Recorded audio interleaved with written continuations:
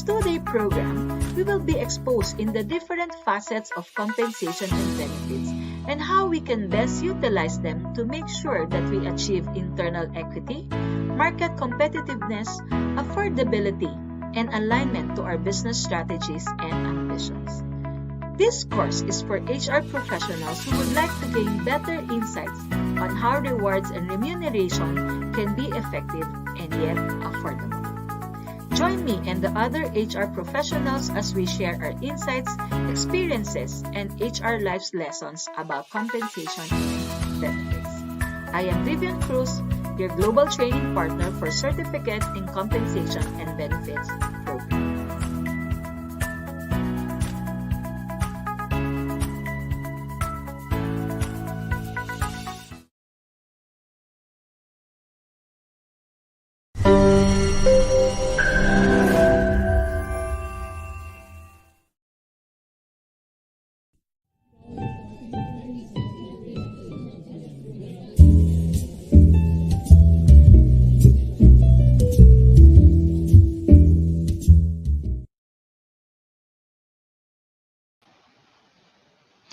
Hello and welcome back to another episode of the Trainers Lounge, the show where we talk about anything and everything about L&D.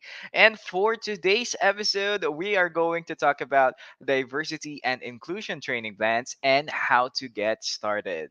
And of course, joining us is one of our CLDP graduates. Actually, this is his second time now, and I'm really excited to talk to him again about our topic.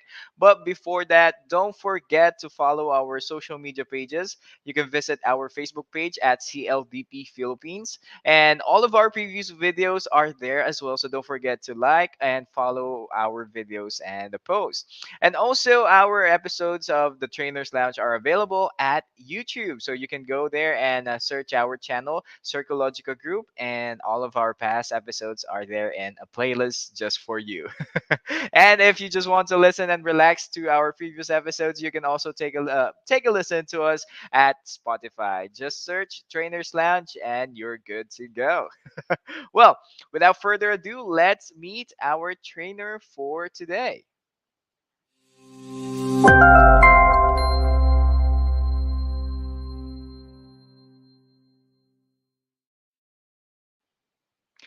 Our guest is a social scientist, a gender specialist, and a learning and development professional to national government agencies. He is a diversity, equity, and inclusion advisor to the International Sociological Association as well. A graduate of the Certified Learning and Development Professional Certification Program and a returning guest. Please welcome Mr. Alvin Dakis. There you Hi go. everyone. Good day to Hello. everyone. Yes, hi Kevin. Nice to Yan, see you again hello. ulit sa Oo nga, lounge. it's been a while kasi I think it's the same time of the year when we had our first episode. Oo nga. And which Parang means kailan lang. magwa 1 year na rin si or 1 year na rin si Trainers Lounge. But yeah, thank you so much for joining us, and of course this topic of ours is I guess in celebration of Pride Month. So again, happy Pride Month for everyone, to our friends out there. From your ally here at Trainers Lounge. Ayan, hope everyone is doing okay as well kasi medyo busy ngayon, I think, no? Right. Sa lahat ng mga Araw-araw may may oh, celebration, I may guess may mga, celebration. 'di ba, may mga pa-training. And at the same time, sabi ko nga, nung nakikita ko yung ano mo, hindi naman friends po kami sa CLDP ng mga graduates. Hindi naman sa nag-stalk. Pero ayun, ang daming engagement ni Sir Alvin ngayon. Oh, actually halos lahat ng mga diversity and inclusion na mga consultants are the busiest during June. So talagang hindi mahulugan ng karayong mga schedules namin. Ayan, oo nga. And well, for those who wants to start nga naman their own DNI as we call it, or shortened term, no, para hindi masyadong the DNI training plan is something that you can actually initiate in your or add to your annual training plan, and we're here to talk about how you can possibly start your own. Well, without further ado, Sir Alvin, we prepared some questions, of course, for us to discuss further our topic for today. So are we ready? Sure. Ayan. Well, first up, of course, let's get to the ano muna, to the term itself, diversity and inclusion. So what is the importance of diversity and inclusion in a company? Okay. First off, we need to understand what the terms are. Like, Mm-hmm, these are not actually new, no, to many organizations. However, nagkaroon na siya ng technical terminology what diversity and inclusion means. So when we talk about diversity, we're talking about the different facets of your people. And that includes your personnel and your stakeholders. And what are the different social demographic information that you can actually gather, which will aid you in developing your policies, your mm-hmm, programs, and services. So that's diversity. Inclusion is the process of um, inviting them towards the policy and decision making processes in the organization. So that's inclusion. The thing lang kasi, kung bakit pinag-uusapan siya ngayon, bakit siya nagiging important, it's because as organizations grow and mature, as businesses grow and mature, nagkakaroon na rin tayo ng iba't ibang mga different individuals coming in to the mm-hmm, organization, pitching in their different, their talents, their skills, and also their backgrounds. That makes it very difficult for managers to manage the organization kasi hindi na homogeneous yung group mo, no?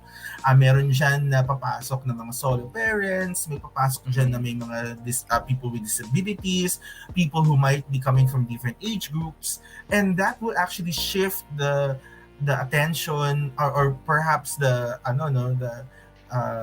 ang tawag to, mag-shift yung strategic response ng organization. Kasi dati, lahat ng kasama mo, ka-age group mo lang. This time, mm-hmm. meron ka ng kasama na, sabihin natin Gen Z, na who has a very different culture, di ba? So, And paano approach mo to life. pakikisamahan yun, di ba? And actually, yung nagiging challenge talaga yun, hindi lang sa mga L&D professionals, no? Pero talagang sa managers in general ng organization. Kaya mahalaga na pinag-uusapan yung diversity and inclusion. And I think one of the things then na kailangan natin i-consider is that yung diversity naman, or the term itself na diversity, yung literal meaning niya, I think a lot of us are diverse naman even from decades before. But the That's thing right. is, ngayon lang talaga siya naging, let's say, prominent. Nagkaroon na focus. Oo, na focus, parang ganun, no? And, well, sadly speaking, ang tagal niyang hindi nabigyan ng pansin, di ba? Like, I Yeah. remember back then, sobrang simple lang ng mga policies. Like, it's on a general note lang siya. Yes. Doesn't even consider special cases, parang ganun. Kaya kapag nagka-come up nga yung mga special cases na yun, certain policies cannot answer it directly. Kaya nga. But Right. I think it's better late than never. At least this time around, during the turn of the century, di ba? Oo. Nagkaroon ng improvement. Pero gusto ko lang sabihin gusto lang kitang supportan sa sinabi mo na diversity is already there since the start of all organizations. It's just that hindi lang siya ginagamit as a basis for policy making. Mm-hmm. Kumbaga, pagdating sa decision making, sa pagde-decide ng matters of how the organizations will be managed, hindi natin pinag-uusapan yung differences ng mga tao. Kasi there's always the assumption that whenever they come into the organization, they will conform or susunod sila sa kung ano yung organizational culture ng organisasyon, kung ano yung mga ipinataw ng mga policies. Apparently not, no? Hindi ganun yung nangyayari.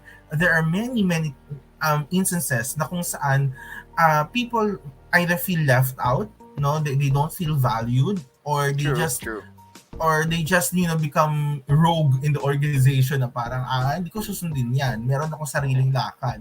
So, yun yung reason kung bakit kailangan na natin siyang pag-usapan. Kasi, nagiging challenge talaga siya dahil nga, nagkakaroon ng tinatawag na shift. No? Ito yung mga shift ng perspectives ng mga managers na dati hindi naman natin ito kino-consider. Ngayon, kailangan na talaga natin siyang pag-usapan kasi baka mamaya ito talaga yung mga nagko-contribute sa reason kung bakit a lot of people are leaving the organization kasi they don't feel belong na in the organization. So yun. Yun, oo. I think that's one of the key pointers din naman kasi ng diversity and inclusion, to have a fair and safe workplace for everyone, included doon sa company na yun. So, yeah, well, as I said, it's better late than never. And for those who wants to Right. get into it, ayan, so stay tuned pa sa mga questions natin. Well, moving forward, well, I don't want to confuse naman everyone, no. Well, this is in celebration of the Pride Month, but let's just clarify. When we say diversity and inclusion training plans or diversity and inclusion, is it only restricted to sexual orientation or yung SOGI? Okay, yan din yung common misconception ng mga tao pag pinag-uusapan natin yung diversity and inclusion in the workplace. Paano they were saying na ito lang ba ay pang SOGI or pang LGBTQIA? Apparently hindi, no? Pero isa yan sa mga prominent na mga areas of Aspects. concern or aspects na kailangan tutukan ng when you're creating a diversity and inclusion plan. Isa yan sa pinaka kasi no, laging nagkakaroon ng issues pagdating sa equal treatment, access no of basic services and control of resources. So hindi lang 'yun yung gender diversity ang kailangan natin pag-usapan. And when we talk about gender diversity, hindi lang siya women, hindi lang siya LGBTQIA. No? We also include generational diversity. Ito po yung different generations or age groups that are present in the organization that may also influence one's behavior, perspectives, no, and how they perceive culture in the organization as well. Another one would be disability diversity. Ito naman yung iba't ibang mga grupo ng mga tao and kung ano yung mga limitations, physical limitations, psychological limitations ng isang tao in contributing to the overall goal of the organization. Merong iba kasi na yung disability nila ay prominent, mas nakikita or mas visible, and the others are actually less visible. No? So like for example, mental health. Hindi naman natin nakikita yan sa panlabas, no? Pwede mo sabihin na mukha naman siyang healthy pero actually yung exposure niya to the organization actually contributes to their experience of mental health distress, diba? And that distress will also affect their productivity, will also affect their social relationships in the organization. So kailangan pa rin isama din si disability diversity as part of diversity and inclusion program. Another one is religious diversity. Dito sa Philippines, yes. Diba the assumption is we are Christians, like lahat. 90% Christians or Catholics. Roman Catholics, That assumption, diba? Meron tayong statistics dyan and majority nga of the Filipinos are indeed Christians.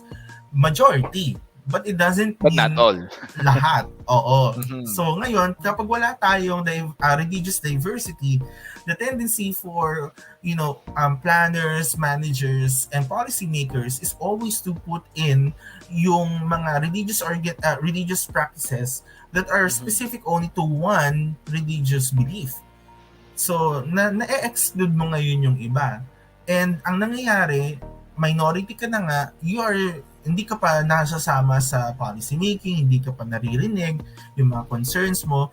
And ito ay common to na nangyari. For example, yung mga friends ko who are Muslims in certain organizations, ito yung isang parang area kung bakit hindi sila nako-consider lagi sa planning. Example nito would be pagka nagte-training, laging the prayer would always be Christian. And they're there. I mean, you can visibly see that they're practicing Muslims because of their clothing. But the prayers are just Christian. So, what would that make them feel? Diba? Another one is during sila pa rin these are Christian participants in training. Kapag lunch break, nagtataka yung mga trainers kung bakit yung mga ibang participants late dumadating, mga 2:00 na, gano'n. Dahil practicing Muslims would have their prayer time at around 1 o'clock in the afternoon. Ah. So, paano mo ngayon yung kino-consider? Dahil isang oras yun, ibig sabihin, marami na silang mami-miss out during that time, di ba? Kaya isa yan sa mga dapat i-consider natin, yung religious diversity. Kasi dapat alam mo din kung ilang porsyento yun sila and what are you going to do to address to their issue. And actually, marami pang mga different diversities, no? It's just that ito Oo. talaga yung mga major Leaders, yes, religious, yes. gender diversity, meron pa tayong cultural diversity that includes Mm. yung mga indigenous people and their cultural practices. No, we have disability diversity and also generational diversity. Ayan. So marami-dami din naman talaga.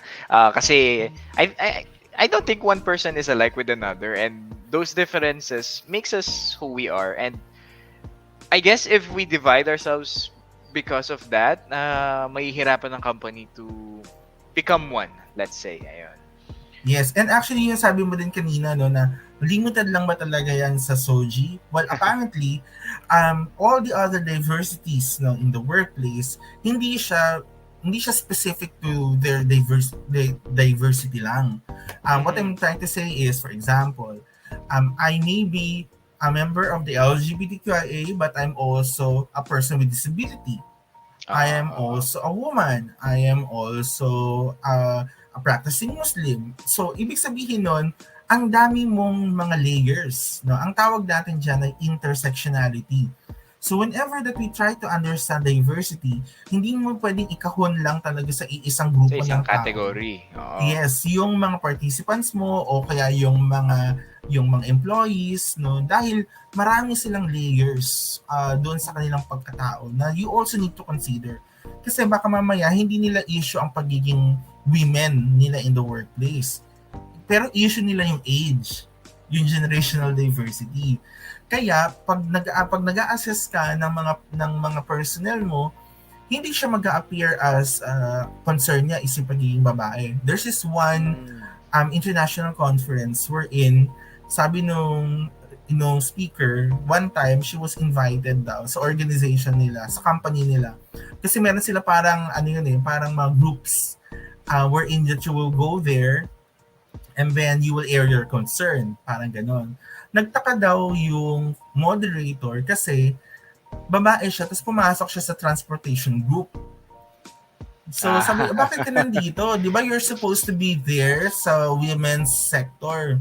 Tapos sabi niya, no, my being a woman is not the issue. My issue is me commuting to work. So that is my issue. So in understanding diversity, hindi mo din talaga pwedeng sabihin na ay kasi LGBT yan, so dapat soji na siya automatically. Oo. Hindi siya ganon. It's not every time na, well, it's Yes. not easy to label people. Let's put it that way. Or it's not as Correct. simple as labeling. Rather, sorry, let me rephrase that. It's not as simple as labeling ones na eto lang. Yun. Yeah. Well, I think it's also good to consider na if you are thinking of promoting diversity and inclusion and doing that through training, I think planning for it is a vital course, and madaming kailangan i-consider. But at the end of the day, you're not doing this naman for just compliance, let's say, or you're not doing this for anything but actually promoting a safer workplace. If you do care about your organization and the people inside it, no, this shouldn't come off as a daunting task, but rather an opportunity, no, to make sure that everyone is safe and everyone is treated fairly inside our Yeah. company. And actually, pag tinignan mo talaga yung process, no, it's more of exciting. Kung ako yung gumagawa niyan, na-excite ako pagka ganyan. Kasi Oo. parang, oh, really? Parang you get that kind of parang revelation to you, no, na parang hindi mo yun alam Kasi, again, we operate on our biases and our prejudices, di ba? So, many of us, I mean, all of us, meron tayong mga biases talaga in the workplace. And only when these information are made known to us, saka natin na-check din kung may mga biases ba tayo for or against that specific group of people that are already present in the organization. So, for example, there was this one client that I have. na meron silang bias din, no, na hindi pa nila alam, unconscious bias yon. Pag sinabi kong gano'n na, meron ba kayong profile on the people with disability in your organization? And then sabi nila, yes po, meron po kaming parang checklist, or meron kaming number of people with disabilities. And then I asked them further, what type of disabilities are present? Hindi na nila ako masagot.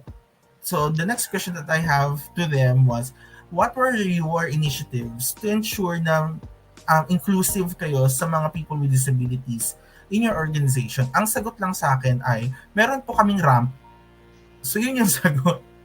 We have a ramp, may rail kami, parang ganon, parang, yeah, but you're only talking about one specific disability. How about people who are deaf, who are blind, and you're serving, your clients, you're meeting people every single day? Do you have, policies? Do you have trained personnel to handle them? Do you have signages? So sabi nila, ay, wala kami lahat nun. So ito yung sinasabi natin na parang, yes, we're talking about diversity and inclusion, pero limited pa rin yung kanilang intervention or yung kanilang awareness pagdating sa when we're talking about diversity. Mas nagiging aware ka, mas nagiging kumbaga, mas lumalawak yung kaalaman mo na, pwede pa pala namin itong gawin. Pwede pa namin pala i-train yung mga personnel namin on basic sign language, for example. Apart lang dun sa RAM, diba? So yun yung mga sinasabi natin na these information are actually good for the organization in general, because it will open up a lot of new opportunities. And also you'll be able to see challenges, not just for you, but for everyone, especially those vulnerable sectors. Okay. I see.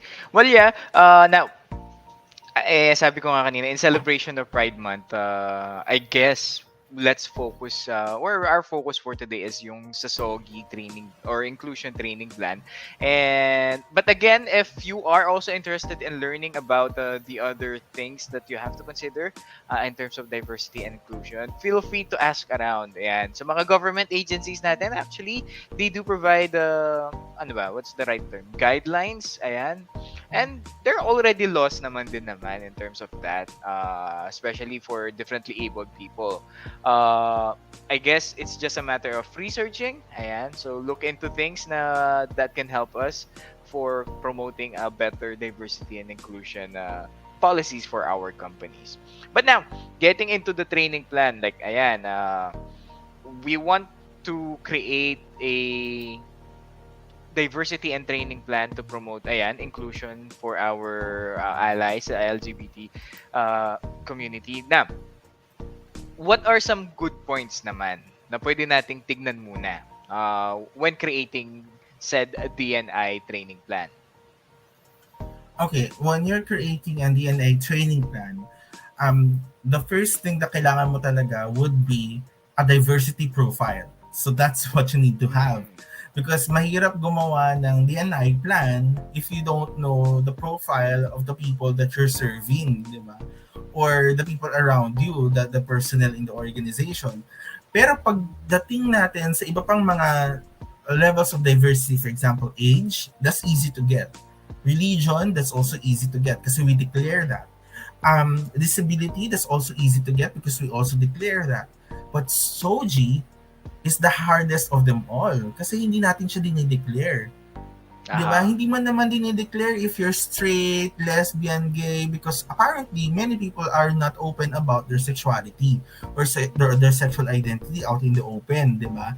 Kasi nga marami pang nai-stigmatize at saka nadi-discriminate based on their sexual orientation and gender identity. So ito yung pinakamahirap na part na usually hindi mo talaga makikita o makukuha sa isang diversity profile. So in creating a diversity profile to ensure that there is, makakapture natin yung gender diversity, number one is for you to, pwede ka mag-ask ng question na what is your sex at birth? Na ibig sabihin, ano yung biological body that you have when you were born. So dito natin makikita yung kanilang biological body, if they're male or female. Intersex, hindi kasi natin siya, nire-recognize pa in the Philippines. Meron po tayong intersex people. It's just that in our policies, in our laws, wala tayong ganon. Intersex are those people who have both male and female reproductive systems. Wala pa yan sa census natin. It's just that male and female pa lang. So, kaya mahirap kunin si intersex as a data. Pero, pwede po kayo maglagay ng rather not say as the third option. Kapag may mga social media accounts kayo, pag mag-open kayo ng bagong account, di ba may makikita na kayo na gano'n na choice na male, female, and then rather not say. The rather not say data will tell you if these people are what we call the non-binary individuals. So, ano po yung non-binary? These are people who do not identify themselves as exclusively male or exclusively female. Yes. Yan yung mga non-binary. The non-binary may also include already intersex individuals. Pwede po yan yung mga androgynous, no? Or those people who actually do not believe that there are only two sexes in the world. So yan yung rather not say na data dyan. So kahit na wala pa yung intersex na data and other components, no, of sexual characteristics, it will now give you an idea that there are people who do not classify themselves solely as male or female. So yung percentage na lalabas doon, at meron ka ng somehow at least an idea na, okay, so meron pala. No? And pag ginagawa namin tong gantong profile, meron talagang mag-identify as rather not say. Usually like a 1%. So if that's 1% of your total organization, how many are they na, di ba? So ilan yon? Ilan yung 1% na yan? So malaki na yon actually, no? Another one is the question on what are your preferred pronouns? Yun yung pangalawang tanong. Yeah. If you ask that question, what are your preferred pronouns? Pwede po niya gamitin is yung he, she, at saka o kaya they. They yung pangatlo na pronouns na ginagamit ng mga individuals who are also considered to be non-binary. Pwede silang gender fluid or pwede din silang sabihin natin ang tawag nito, gender queer. No? These are individuals who are somewhere in the middle of the spectrum, do not identify exclusively as a masculine or a feminine. That will now give you an idea of gender expression. Pero pagdating mo sa comparison ng biological sex, yung sex assigned at birth nila, at saka yung pronoun na ginagamit nila. For example, if this individual identifies as a male at birth, but ang kanyang pronoun ay she, ibig sabihin nun, this person might be a transgender woman. So, yun yung ibig sabihin. No? Ang biologically born male, but identifies and ang current experiences niya, belief niya, ay babae. So, that already gives you a diversity profile. Subtle lang. Hindi lang natin siya agad-agad ina-identify. Kasi nga, very touchy, kumbaga. And pwede po din na ilagay ninyo is meron kayong question on, are you a member of a sexual minority? So, part yan ng diversity profile mo. So, if the answer, if they check it or tick it, ibig sabihin nun, they belong to the LGBTQIA+. So, yun po yung ibig sabihin nun, sexual minority. Kasi yung LGBTQIA, minsan hindi nila kinikilala or they say na I don't belong to the LGBT because I am not part of the letters. For example, intersex, wala naman yung letter na yun. Unless kung IAAPP, yun yung buong letra. Eh di ang haba naman masyado. Di ba? So, LGBTQ+, yung iba naman ayaw naman nila na sabihin na sa plus lang ako, parang lang ako in hindsight, di ba? So, the best way is for you to write it as sexual minority. So, so pag chinek nila yon, edi meron ka ng diversity profile on SOGI na-complete mo na yung lahat ng different diversities in the Oh, organization. di mo na problema. Oo. Pero the challenge now is what happens after that? Oo, Di yun nga. ba? But Okay. I think naman kasi when it comes to considering the good points of what to look at when creating a DNI training plan, I guess this also applies naman din with other diversity, ika nga, like what we have talked about earlier, yung mga list natin. Identifying first who we are as a company, as a person, or individual, or as a group, definitely is a good way to check muna. It's not mainly to identify, but rather it's mainly to know how we can serve them. Ika nga. Yeah. And now, of course, nandyan lagi yung yung consent pa rin. Even though we are in the same we are in the company, as you mentioned, maganda rin nalagyan natin na option yung rather not say, di ba? Kasi some people might not be comfortable with it or trying to figure things out on their own pa. So we can't actually force them naman to tell us, saang letter ka ba nabibilong? What do you ganun like that? Right. Things like that. That would actually leave a bad taste instead of doing Oo. something good. And actually, Kevin, sinabihan ako niyan before in one of my training sessions na mahirap daw, statistically speaking daw, mahirap daw yung rather not say to be included in the profile.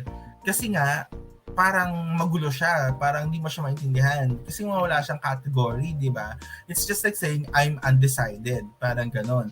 So, and usually, pagdating mo sa pagkikreate ng mga profiles and statistical applications, mahirap nga naman talaga si undecided as a statistical basis, no?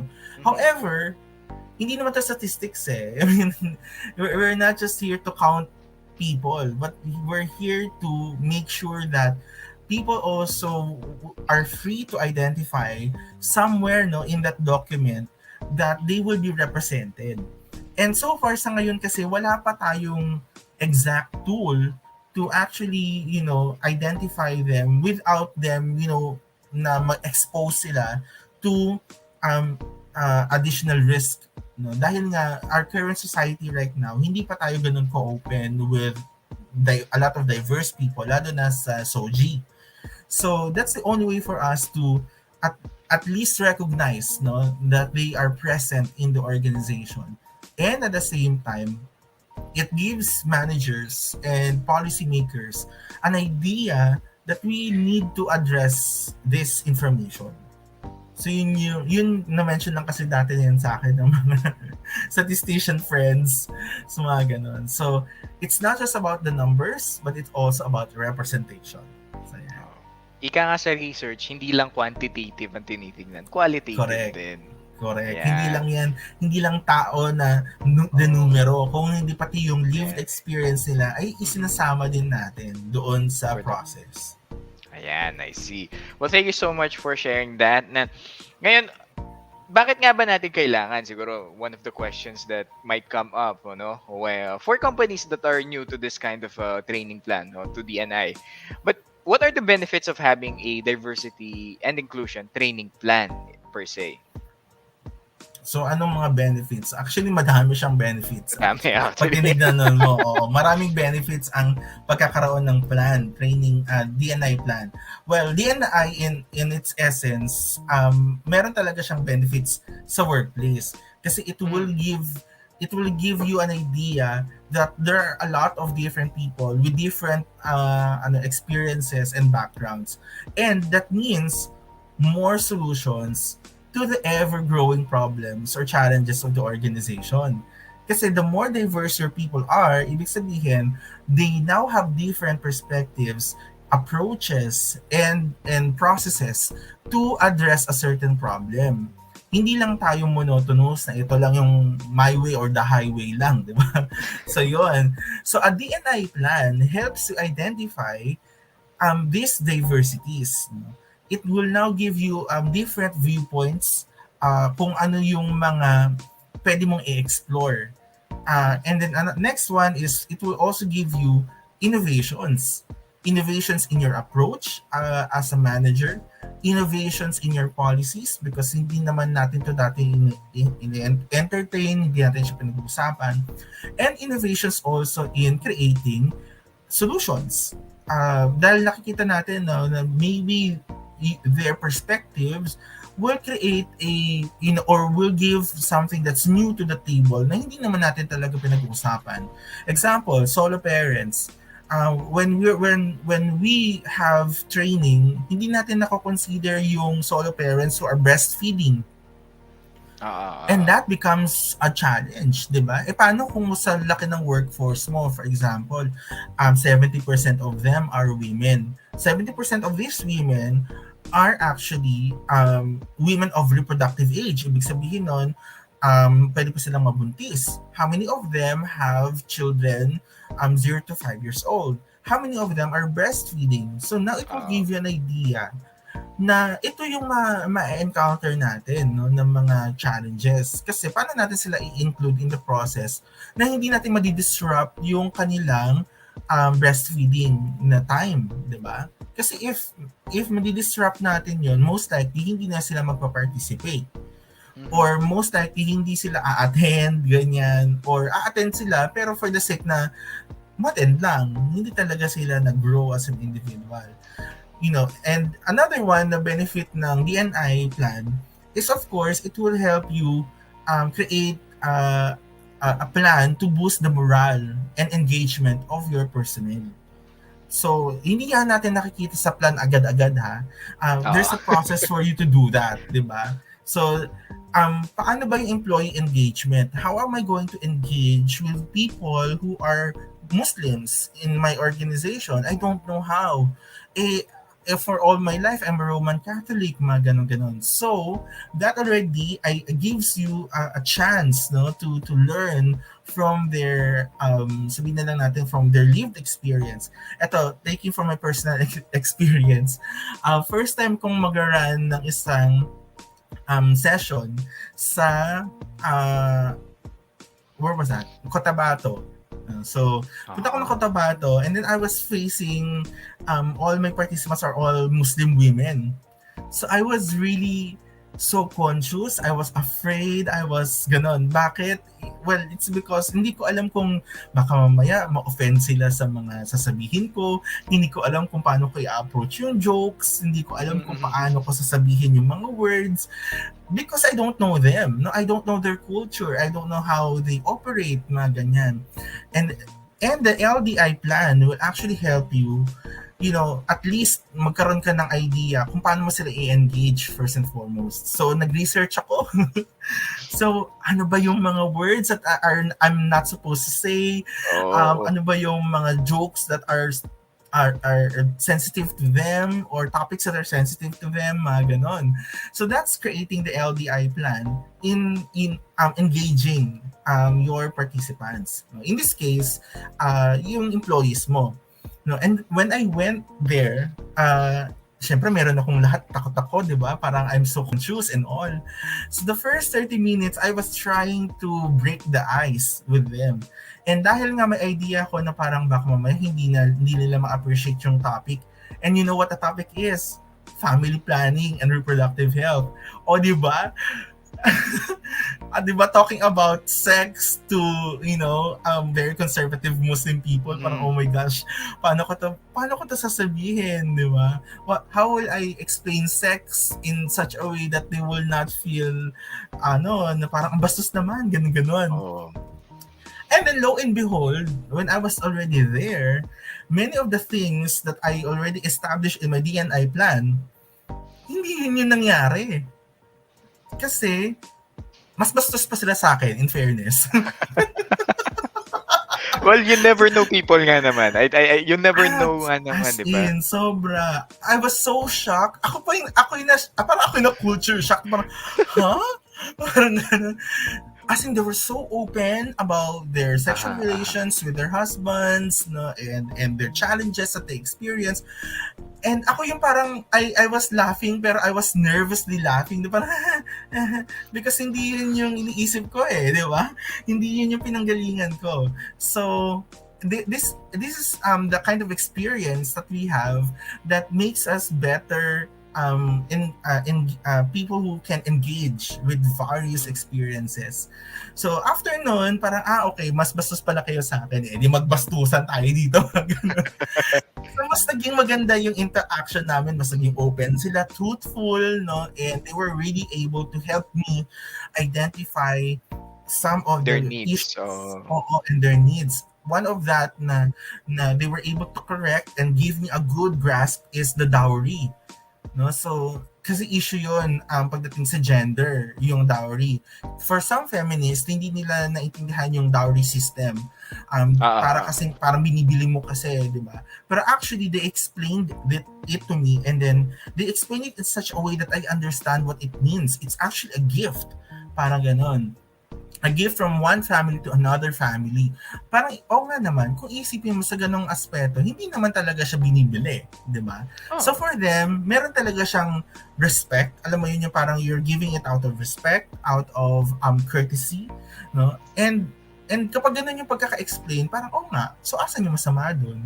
Di ba? So, yung biases ko in my head were slowly, being addressed because I was able to engage them. Diba? And sa amin dalawa, nabuboost na yung moral namin. Ganun. And I guess what we can get from that is, hindi naman natin masasabing nasayang yung preparation mo eh, di ba? Siguro nagkataon lang na swerte ka with the audiences na they're open to their sexuality or their sexual life.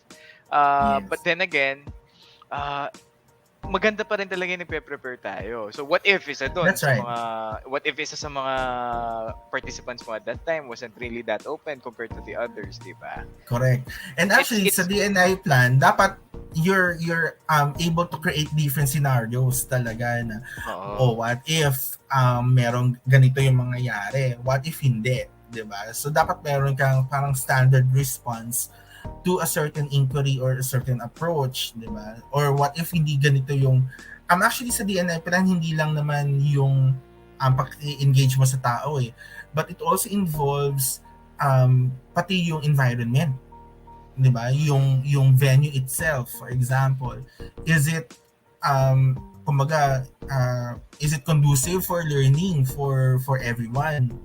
Kasi baka maaaring hindi, no? There are areas that are really, very hot, or minsan naman sobrang lamig naman ng aircon, mga ganun. And that will actually lessen their attention, di ba, towards learning. So, sa DNI plan, hindi lang yung diversity ng taong kailangan mo i-address, but also the needs of these diverse people, kailangan mo din siyang isama. Doon yung ilaw, delivery, the language, no? So yun yung kasama dun sa DNI plan. And of course, to address your own bias or biases. So isa din yan sa maganda in the preparation of the DNI plan. Kasi dito mo din nakikita na baka may bias ka, kaya ganyan yung approach mo, o kaya ganyan yung magiging response mo. So when you're creating a DNI plan, you also need to reassess yourself. If you have biases na hindi mo pa na-work out.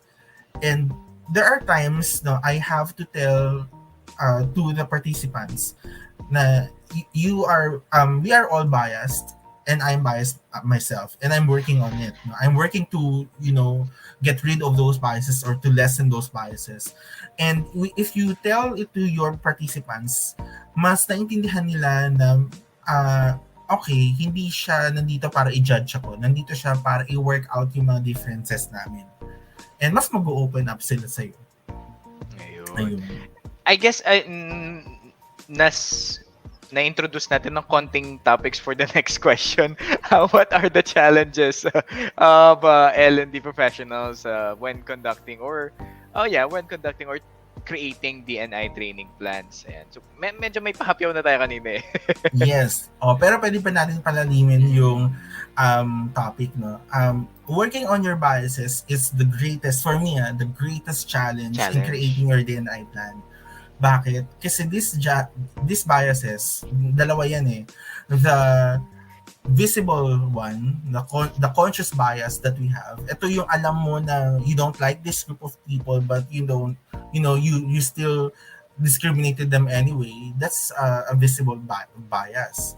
And ang pinakamahirap po sa unconscious bias, implicit, ibig sabihin hindi mo nakikita yan sa panlabas, and only the people around you can actually see that bias na meron ka. And tayo kasi as bilang mga planners, L&D professionals, trainers, meron tayong mga egos. I mean, lahat naman meron. Pero I mean, may mga iba na may ego siya na parang I am the expert on this topic, parang ganun. I am the subject matter expert, the go-to person. And whenever people try to point out there's something, not correct or inconsistent, na-hurt yung mga na-hurt yung mga tao, yung mga trainers, ganyan, na parang it's an attack to my person and my competency, may mga ganon. That is a bias That's a bias na meron tayo. Ako, I always have to remind myself that when I'm there, they are the experts of that topic, not me. I'm just the facilitator of learning. But sila yung experts. So which means that whenever they tell you that these are my needs, these are my, kumbaga, itong pinagdadaanan ko, huwag mong i-negate yun. Kasi totoo yun. Sila expert nun di ba? Ang ginagawa mo lang is to ensure that ma-facilitate natin na maayos yung conversation, at saka yung ma-run through natin yung topic and ma-relate nila yung sarili nila to the topic. So again, biases would be one of the greatest challenges pagdating natin sa pag-create ng plan. Pangalawa is yung limited view of the world. So, part na rin ng bias natin yan. So, ibig sabihin ng limited view is we only know that the world exists like this. For example, pagdating natin sa SOGI or gender diversity, ang alam ko lang babae at lalaki Diba? So that already limits you and your perspective in creating a plan, because your perspective is also limited to this certain groups of people. Hindi mo napalawak or naisama yung mga ibang mga groups of people. Another one na challenge then is, apart from your limited perspective, is your technical ability. Kasi doing D&I plan requires technical competency. Hindi lang siya yung, okay, alam ko na kung sino sila. Kasi hindi yun When you're exposed to a lot of information, you don't know where to start. Di ba? Oo, ma-overwhelm ka talaga. Like, okay, where will I go now? What will I do with this information that I have? Is this information even vital or important in creating the plan? Kasi baka ang mangyayari, magkakaroon ka ng analysis paralysis. So you're just there, paralyzed, analyzing things. Hindi ka na nakausad. Wala ka na nagawang plan. You don't know where to start, how to go through with your learning sessions. Diba? So hindi nakalimutan mo na yung sarili mong storya, parang ganon. So when we create D&I plans, they actually add on colors to your diba, to your canvas. But you are the canvas. You should be able to drive the conversation. Their information are only added colors to that great canvas that you would like to paint and give people. So kailangan meron ka pa rin competency to get this information, extract them, and then put them into practice or apply them as examples in the different concepts that you're going to teach them, and then extract more information based from their lived experiences, and then return them to your end point. So what do you want them to learn after the session? So that's how you need to run the D&I plan. So these are the top 3 na challenges. Yung una dito is your own biases, your limited perspectives, and the third one would be your technical competency in running a D&I session with the presence of all this data. And I guess one of the things they could expect, well, not all of the time, I think, resistance. There could be some form of resistance, especially if I don't want to say na in a bad way, but people who are, let's say, in a different mindset than us, who are living in a different point of view than us, Right. we might experience or siguro prepare na tayo. Ayan. Let's put it that Right. way. Siguro Oo. prepare na tayo for a resistance or any kind of resistance that we can face, whether during the planning phase na, oh, bakit ba natin kailangan gawin to? Ganyan, ganyan, ganito, Yes. ganito. Part Or yan ng during, technical competency mo. yun Yan nga. yung pangatlong component na parang you should always parang anticipate for resistance. Kasi nga, we're talking about something that's opposite or maybe outside of their comfort zones. They don't know this. And many people, when we're talking about something of the unknown to them, they will resist, no? Or if not, they will respond negatively because they're afraid that it might, and take something away from whatever that they already have, kung ano yung kanilang mga tawag mo dyan, ano yung word na iniisip ko parang their privileges na meron sila, so may mga Yun, ganon, no? It's unique to them lang. Oo, privilege ko yun eh. And I'm enjoying this privilege. And now that there are other people, baka mamaya malimitahan yung privilege ko na yun na in-enjoy ko before. And because of that, I will become more combative, no, to fight for whatever that privilege that I'm enjoying. And actually, that's the reason why when we talk about diversity and inclusion, they would always think na it's a grand pie, parang ganon, na parang okay, there are people who are LGBTQIA, so they're part of the pie, so kinukuha na yon away from you. Another pie will be disability, kukunin yun away from you. So parang may ganun silang idea. And I'm always telling them na it's not like that. No? When we provide rights and we, let people be part of the process, that makes you no less. You are still as valued and important as everyone else. It's just that instead of one pie, we're now bringing in 2 pies, 3 pies, and many other pies. Magkakaroon tayo ng pie party. Ganun. Oo nga naman. Why not think of it that way, di ba? But yeah. Yes. Again, siguro, prepare na lang. Let's put it that way. Prepare na Correct. lang. We're not saying na laging may ganyan. Well, swerte ka kung walang resistance. Swerte ka kung all goes smoothly. But again, prepare. Well, Ayan. actually, may mga resistance din. Pero bago tayo mapunta sa last na part, may resistance din, pero it's not the resistance that's usually vocal. The resistance is here in the mind. Oo. Yan yung pinakamahirap. When Grabe, people are identify, silent, no? when you're talking about these things and they're not vocal about their resistance or they're vocal about their hesitation, ibig sabihin nun, their hesitation is here in their minds. Tahimik lang sila because nahihiya silang magsalita, pero kinukontra ka nila sa isip nila. And that's the hardest part. Kasi ibig sabihin, hindi pa natin ma-address yung biases na yun if hindi nila yun i-vocalize, hindi nila yung sasabihin.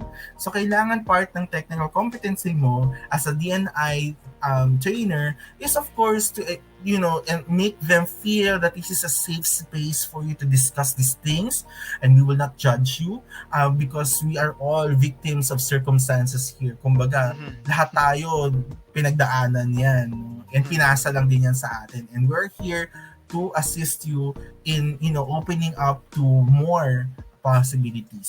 So, yun. Thank you so much for sharing. Now, I want to go naman into details ng konti. No? Punta tayo sa SOGI. Now, if we are now to start the DNI training plan for SOGI, for LGBTQIA employees, for them, I kind of want to talk about steps, that we can undertake. Mhm. Like, and I don't think hindi lang naman during Pride dapat gawin to. Right. No, hindi po porket June doon lang natin gagawin. Kaya nga po tinatawag na training plan. It doesn't mean na one time lang siya. It should be if not a lifelong, a year long or a constant thing that for us to consider and to check if we are still inclusive or fair to our allies. Well, yeah. I wanted to talk about some steps, and I think we have some here, di ba? The first Okay. one is the gather appropriate resources. So what do we mean by this? Yeah, bago ako mapunta dyan, laging misconception ng mga Mm. owners, employers, and even trainers that when we talk about SOGI or gender diversity, pag-uusapan lang natin siya during the Pride Month. Yes, Uh, that's the peak of the celebration, but but it doesn't mean na hanggang dun lang tayo, no. mm, We discuss them all year long kasi hindi lang man nag-exist yung mga LGBT people during during June, di ba? June. And after that, they're gone. Wala namang ganon. They exist in your organization for the Mm, entire year or the entire months that they're there with you, which means that when you're creating the DNI plan, you need to engage them on a regular basis. So how are you going to engage them? You need to gather resources. So what are those resources? Well, number one is you need to have sabi ko nga kanina, the DNI profile or the diversity profile. So if you can have that, the earlier the better. Number mhm, two na resource na kailangan mo would be understanding your stakeholders, like a stakeholder analysis.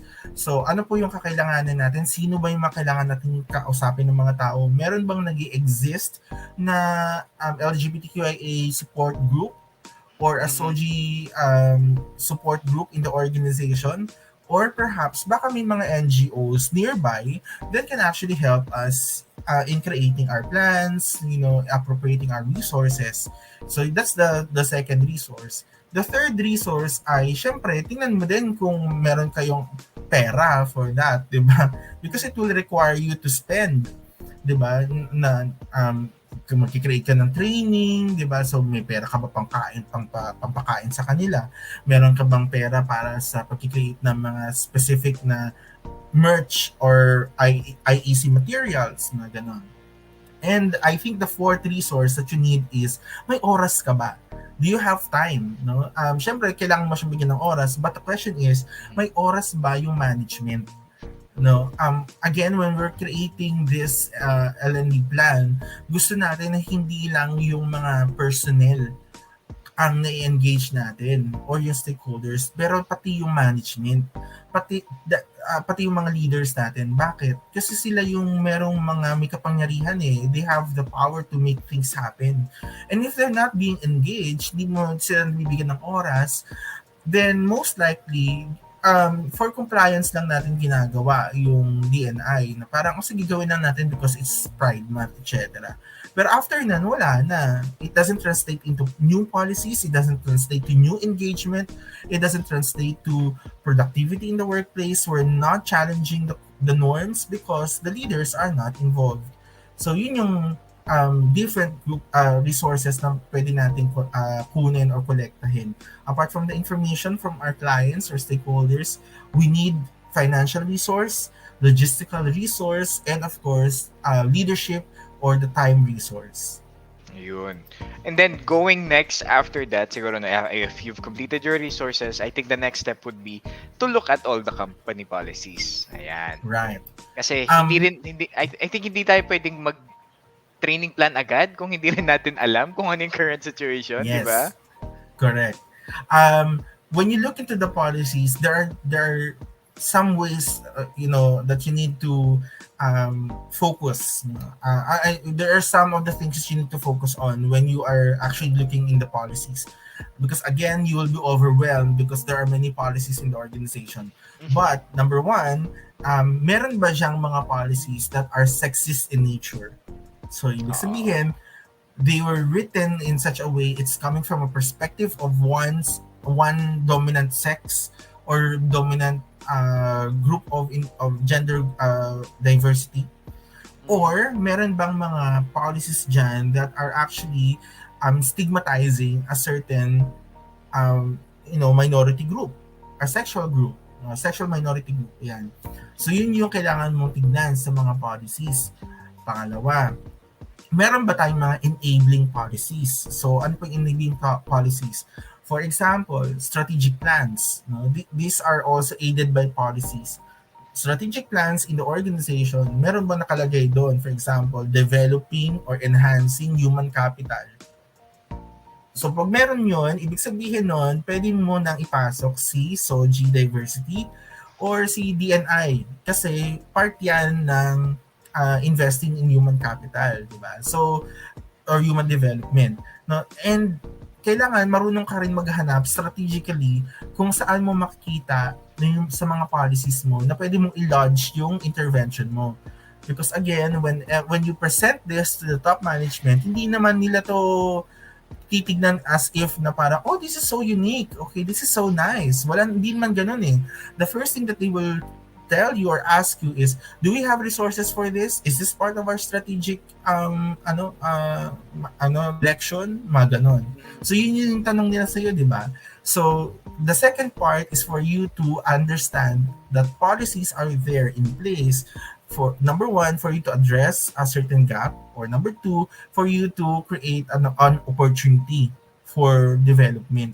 So kaya kailangan pag titingin ka ng mga polisiya, yun yung mga kailangan mong tutukan o tignan. Yun. And then I think it's also important though, well, leading towards the third step, to make sure to understand if where our company stands and who our company is with. That's why the third step na I think should be done as well is involve LGBTQIA employees. Kasi, well, me, I am an ally, but still, that doesn't give me the right to tell their story, no? To analyze their story on my own. Hindi porket ally ako na ganito. Hindi kasi ganyan sila, ganito sila. No, you can make those assumptions right away. So I think who better to help you design a program or training plan that will benefit everyone and them specifically than them themselves, di ba? That's right. Yan yung concept ng nothing about us without us. Yung concept na yan. So whenever you create the DNI plan, your approaches, policy draft, you always have to engage them in a certain way through consultation, through dialogue, or maybe the more impersonal surveys dahil very limited yung personal interaction natin because of the pandemic. Pero there should always be that process na hindi mo dapat makalimutan, na ma-engage sila in the entire process of you creating the DNI plan or your DNI na mga learning sessions. Kasi again, kung alay ka, you cannot speak for them eh. Hindi mo din alam yung pinagdadaanan nila ng mga experiences, and baka mangibabaw ang mga biases mo kesa doon sa intention mo. True. At makikita ng mga tao yun. Diba? Pero what if lang sabihin natin, wala po talagang trainer sa amin na openly out ng kanyang sexuality para mag-talk about DNI. What will be my course of action? Alay po ako. Baka mamaya, yun nga, my fear is hindi pa ako masyadong maalam sa issue nila. Oo. There are two ways for you to do that. Number one is for you to, of course, engage an external learning and development provider na yun ang kanyang topic talaga. So, para maiwasan natin na magkaroon ng mga maraming errors in providing this when talking about the session kasi hindi ka rin masyadong maalam, no? Or number two is mas maging facilitator ka rather than a lecturer or a trainer. So ito yung common kong ginagawa whenever I'm invited to speak sa isang group of people that I am not too familiar with. Kasi in-invite ako ng organization about the topic, for example, gender diversity. Tapos haharap ako sa kanila, hindi ko pa sila ganun kakilala. So the first thing that I do is to become a facilitator or a moderator rather than a resource person. The resource person comes in a little bit later in the engagement with them. Kasi if hindi mo gagawin yun, again, the tendency is mangingibabawan ka ng mga biases mo. Just like what I shared to you with my experience with Muslim women, di ba? So what I did first was a facilitator of conversations. Usap-usap lang muna kami. So doon nalalaman ko na, so ito pala yung kanilang mga paniniwala, ganito pala yung kanilang mga experiences o yung perspectives, then saka ko na iniisip in my mind kung paano ko ngayon itatahi yung concepts doon sa kanilang experience. Now, I become a resource person. So, yon yung dalawang paraan na pwede mo. Yes. Well, it's okay naman to ask for help, especially for things na hindi natin na-experience, Correct. no? Kung hindi mo talaga Ah, alam, oh. mag-hire ka na.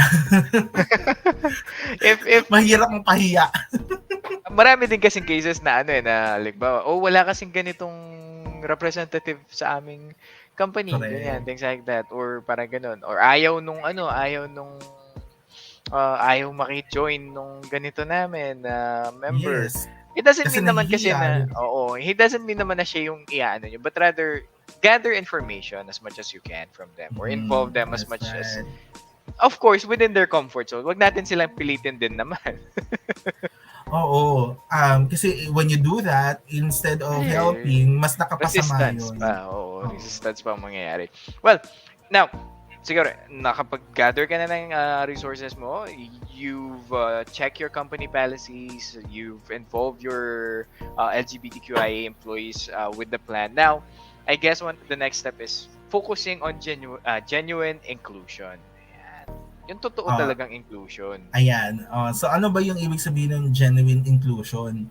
Again, that's a technical term, no? Pero when you say genuine inclusion is that hindi mo lang sila pina-attend or umupo lang sila in a learning session. Oo. That's not genuine inclusion. Genuine inclusion means that they are included from the time that you created your DNI plan. They are included in the learning session proper. They are also included even after the learning session has been concluded sa pamamagitan ng asking them of their feedback, what are their thoughts, how are we going to make this learning session improved, ano yung mga kailangan pa natin mas i-emphasize, etc.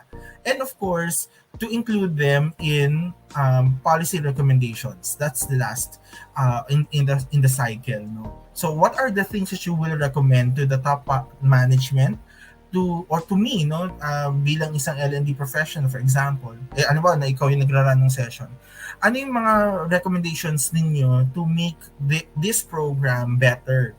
Diba? So that's what you call genuine inclusion. And when you say genuine inclusion, you're not just asking them, you need to really do what you promise to do. Diba? So, sige, babalikan ko kayo dyan, ha? Pero balikan mo talaga sila. Huwag mo lang sabihin nyo for the sake of just saying na, sige, I will get back to you, pero di mo na talaga binalikan. Common na Bakit nangyayari na, ginawa? common na, I'll call you back, wagan, pero actually hindi ka na talaga tinawagan kasi hindi ka na talaga nakapasa, mga ganun. So, you need to really include them in the process. No? So, that's genuine inclusion. Na tinatawag. I think sabi ko nga dito, nabasa ko nga dito rather na if you're not sure of what genuine inclusion is all about, no, parang basically it's just giving everyone the opportunity to work together and to get to know each other on a deeper level talaga. Na hindi mo lang sasabihin sa mga participants mo na, these are our LGBTQI employees, or this is their orientation, what does that mean, things like that. No, it's not like that. It's better if they share it. It's better if they know it from someone na ganon, or having the same experiences. So Mga ganong yes. So if we're not sure on paano ba maging genuine yung inclusion namin, tinuruan ko naman sila, binigay ko naman yung lesson, things like that. It's all about rather them connecting, not learning. Yun. That's right. So sabi ko nga more ka as a facilitator rather than a subject matter expert. Subject matter expert. Yeah, True. kasi nakakalimutan natin nga pagdating natin sa discussion ng DNI, it's more about human experience and their relationship with one another. Therefore, to make it more effective is for you to become a moderator or a facilitator rather than a subject matter expert during that time. Mas maiintindihan nila, mas ma-appreciate kanila, at mas magkakaroon ng genuine interaction, and of course makakapag-develop tayo ng new relationships. Ayun. And moving now to the last part, I guess. Well, it's simple lang naman. Just make sure that you deliver your trainings efficiently. Ayun lang. Ayun, paano ba natin malalaman na efficient yung pagde-deliver natin ng training pagdating sa DNI? Well, there are also many ways for us to do that. Number one is meron kang measures, no, to ensure na they were able to capture the basic concepts, no, sa pamamagitan niya ng mga testing, no, at tinetest mo yung knowledge ng mga participants mo. They understand what diversity means, the inclusion means, yung technical terms na yun, somehow tumatalima sa kanila yon. Number two is changing their attitudes. So hindi naman automatically parang I'm already sensitive, hindi naman agad yun. No? It's a learning process. However, pwede mong simulan through awareness. So paano mo again kukunin yon? Sa evaluation ng iyong ng mga learners. If they write or identify, sasabihin nila doon na, you know what, I started to think about the concerns of these people, mas appreciate ko yung concept ng diversity, mas ngayon alam ko kung paano na siya i-apply sa workplace or sa trabaho ko. That is already a good metric, no, to tell that naging efficient ka sa pag-deliver ng ng DNI session. And ang panghuli is of course yung skills. Ito yung pinakamahirap na i-measure of the three for this specific topic kasi anong skills ba yung hinahanap natin sa mga learners, di ba? Kasi madali lang naman yung knowledge parang they know what diversity and inclusion is already. Yung attitude, yung awareness, they're aware, they now appreciate people of diverse culture, background, sexuality, blah blah blah. The third one is very difficult because you need to see them in action, di ba? Application basis na siya. Oo, application kasi skills yan, di ba? Na-apply ba nila? Paano na na-apply? Were they able to use the proper pronouns to a transgender employee? Were they able to use the proper name in calling that that non-binary na co-worker? Were they able to lessen their sexist jokes? Were they able to call out someone because they think that the remark is offensive to the religion or culture of another workmate? So yan yung skill na yun. Hindi mo agad yan makikita right after the session, but you'll be able to see that months after, diba? So diyan mo pa malalaman if efficient talaga yung nakuha nilang learning doon sa session. Kapag hindi pa natin nakikita yun, nakikita natin na meron pa rin, lalo na in an organization na very macho, no? Talaga meron pa ng mga sexist jokes, hindi pa rin natin nare-reduce, no? Then, what you need to do is to revisit your L&D plan and you need to re-engage them. So baka kailangan mo pang ipa-deepen yung kanilang experience. Baka kasi yung first engagement sa kanila hindi naging ganun ka-effective to sustain whatever that you've learned from that session. Ito po example ko na gusto kong ibigay. Experience ko to when I did a L&D session with security guards ng isang agency. Executive agency to ng government. So lahat ng security force at saka mga ng mga antawag mo dyan, security details nila. Tahimik lang yung mga participants during the session itself. Kasi talagang mahiyaan sila. Talagang they were trained to be like that. No? Whenever someone is speaking, they're just like, nakatayo lang sila, nakatingin lang sila sa kawalan, mga ganon. So hindi mo talaga maintindihan kung they appreciate it ba o hindi. Ano ba yung nangyayari, mga ganyan. And that's their culture, part ng culture nila yon. Pero kinagabihan, I was told by their team leaders sa barracks, nag-uusap-usap yung mga security guard. And ang topic nila ay topic ko pa din nung morning. Oo, pinag-uusapan pa rin nila yun. So it lingered. At least it lingered, di ba? Hanggang sa dinner, hanggang matutulog na sila, pinag-uusapan pa rin nila yung equality ng mga women and men, equality ng mga LGBTQIA. It means na meron, na sustain natin yun. Pero if you're only engaged one time for that specific L&D session, hindi mo na agad makikita kung ano nangyayari na doon sa mga security guards na yun. Kung meron ba talaga nagbago, na-sustain ba talaga, etc. So, sino na ang gagawa nun? Kung sino yung in charge doon sa organization na yun. Siya na yung magmo-monitor dapat. Yun. Kaya nga it's a training plan of several sessions and several feedbacks and evaluations, and not just a training plan for one event. Yes, Diba? that's right. Oo. Dapat continuous talaga siya. And dapat meron talaga siyang progression, may sequence. Hindi pwede na matali ka lang sa basic DNI and then that's it. Tapos hindi mo na siya matutuloy-tuloy. So dapat you're able to connect DNI in other metrics and other parts of the organization. For example, DNI in financing, DNI in policy making, DNI in program management. So, ganun, para masustain mo talaga, maitatahi-tahi mo sila lahat in one grand plan.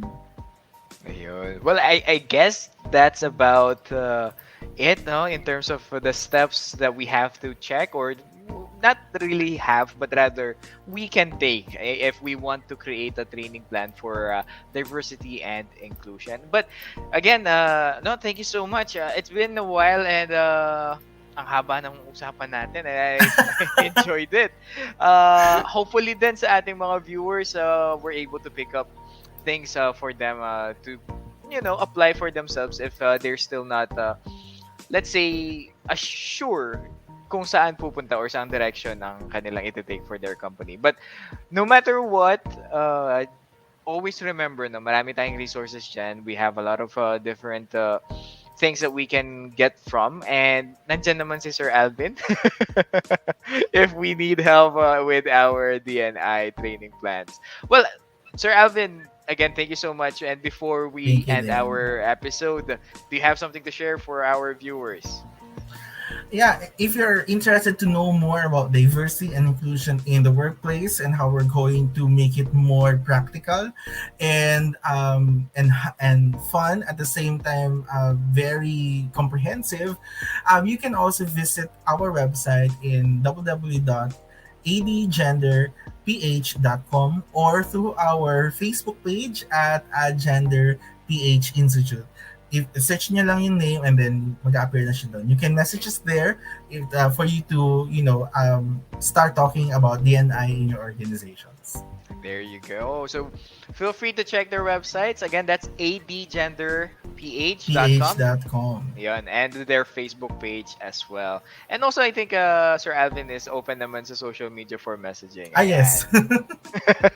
So feel free to contact us or Sir Alvin or me if you want to know more about the DNI training plan and how to create it. Ika nga. Well, that's it for today. Again, Sir Alvin, thank you so much. I learned a lot and I had fun with our discussion.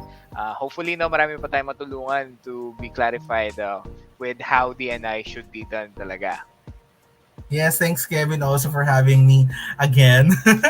Sana hindi kayo magsawa sa akin. Hey, no worries. Maghahanap pa tayo ng bagong topic. Hindi lang June. Sure. June. Hanap tayo ulit. Well, again, thank you and goodbye for now. Hi, goodbye everyone. Take care.